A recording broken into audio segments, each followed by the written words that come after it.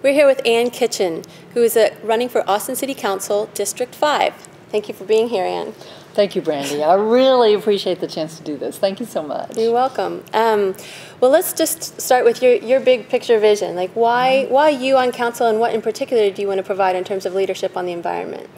Well, I have a long-standing history working for the environment in the city. Mm-hmm. You know, my proudest moment was being part of the founding board of SOS. Mm-hmm. And SOS was just a watershed event. I mean, no pun intended, but it changed the direction of council. And it really put what the citizens wanted in terms of protecting our environment on the map. Mm-hmm. So I think that I have the experience. I have the experience and the track record.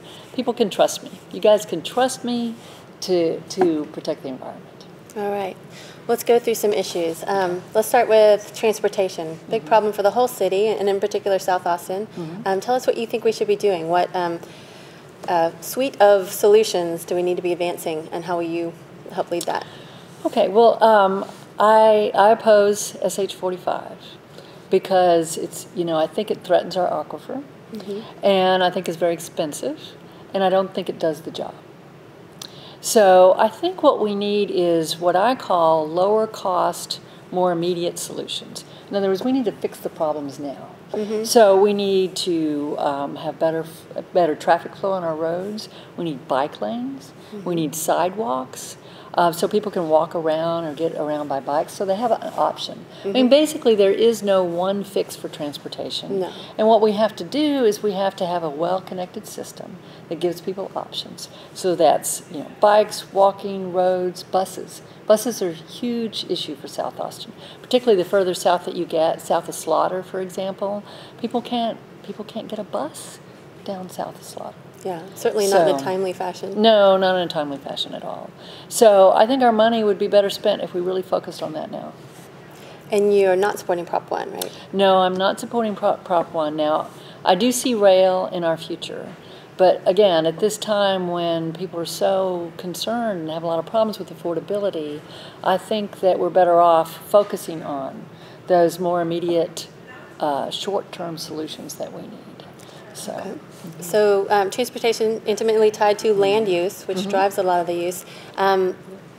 What's your role been in the development of Imagine Austin mm-hmm. and where we're going with Code Next, and what do you think we need to be emphasizing going forward? Well, with Imagine Austin covered a whole range of priorities, and I think that the green infrastructure, open space, protection of the environment parts of Imagine Austin, I think we need to make sure we're implementing. So, for example, with Code Next, with any kind of rewrite, when that happens, we need to make sure that the SOS ordinance, that the heritage tree ordinance, and the other ordinance that we have in place right now to protect the environment stay in the code. Right. Okay. Let's shift to energy. Where should we be getting our energy or not getting it?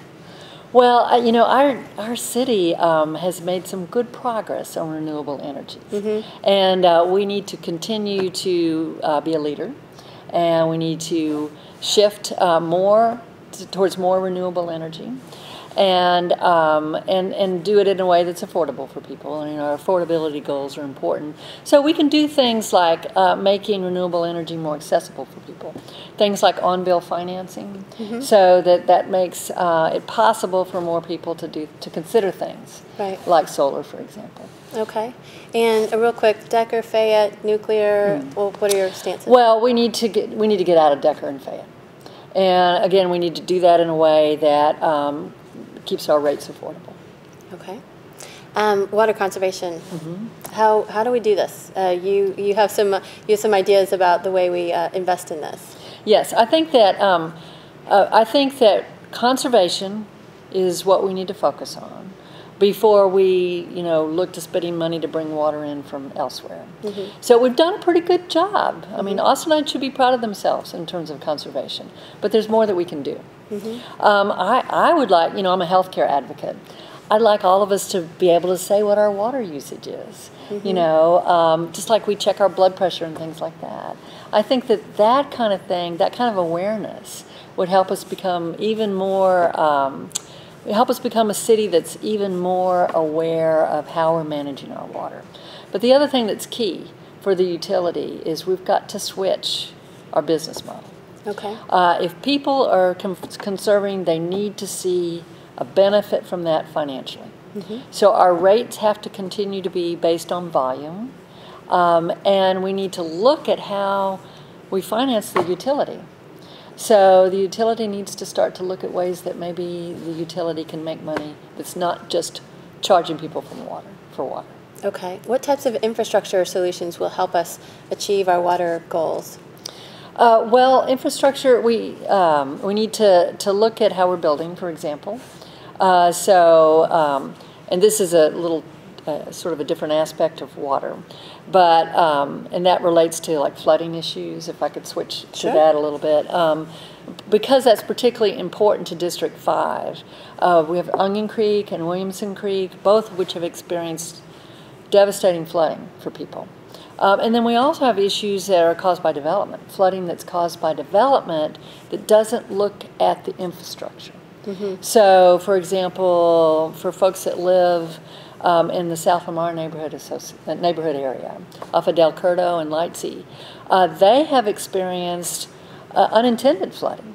Right. Because what happened is the developments that were put along Del Curdo were put in place and the city looked at them individually instead of looking at the cumulative impact. Right. Now the city has taken steps, thanks to Councilman Morrison and others, to develop a mitigation plan. But the point is that we shouldn't have that. We should be proactive. We shouldn't have that problem going forward. We've got to look at infrastructure as part of doing development. Okay, let's shift quickly to zero waste. Okay. How can you provide leadership to the people in your district and citywide for us to really implement our zero waste master plan? Well, my understanding is that the zero waste master plan, it was a 5-year plan, and it's up for renewal in 2 years, I think it is. And if I've got that right, and so we need to look at how we're doing on on the priorities that were set in zero waste. In the zero waste plan, so that we can continue to make sure we achieve those in a timely fashion. Okay, if you were going to set one priority, or while you were in office, you got one thing done, you couldn't fail, what would you want to accomplish? Oh, that's a hard one. That's a hard one. I would say, that the most important thing right off the bat is to make sure that the council works. Because we won't be able to achieve our water goals, we won't be able to fix our transportation, we won't be able to make sure that this city's still affordable if the council's not working. And how do you see the balance between managing district interests and citywide interests? Well, I think that it's a responsibility of a council member to know what people in their district need. In other words, we need to talk to you guys. We need to talk to the that's what 10-1's all about.